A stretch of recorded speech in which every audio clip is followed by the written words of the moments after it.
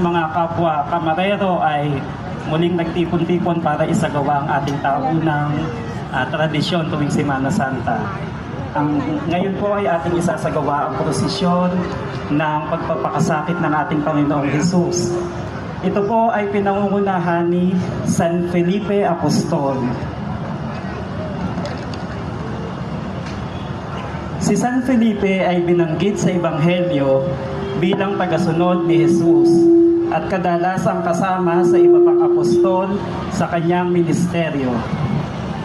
Ang imahe ni San Felipe Apostol ay nasa pangangalaga ng pamilya Medalyada.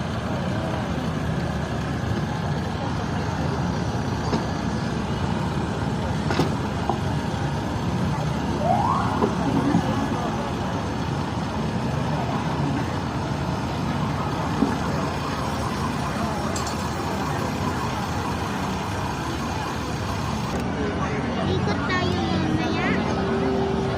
Ma. Opo. San Santiago Apostol Elman.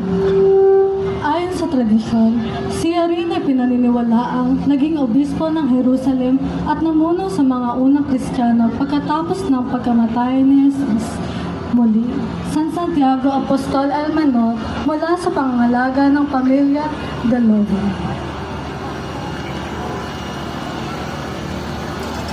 Tadeo. Si San Judas Tadeo ay isa sa mga tapat na alagad at mangangaral ng Ebanghelyo pagkatapos ng muling pagkabuhay ni Jesus. Ang imahe ni San Judas Tadeo ay mula sa pamilya Greganda at Ordiales.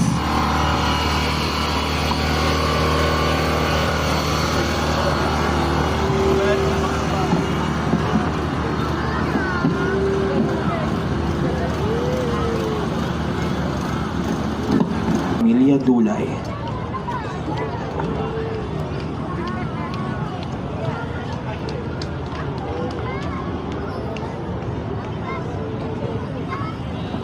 Ginoong Chris Almarines at pamilya.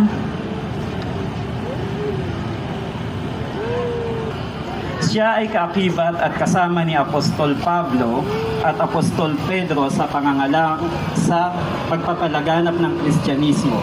Ang kanyang ina ay tinutukoy sa Biblia bilang si Maria na may bahay sa Jerusalem kung saan nagtipon ang mga unang Kristiyano. Ang imahe ni San Juan Marco Evangelista ay mula sa pamilya Pecania. Jesus para sa sangkatauhan, pati na rin ang kirot ni Maria bilang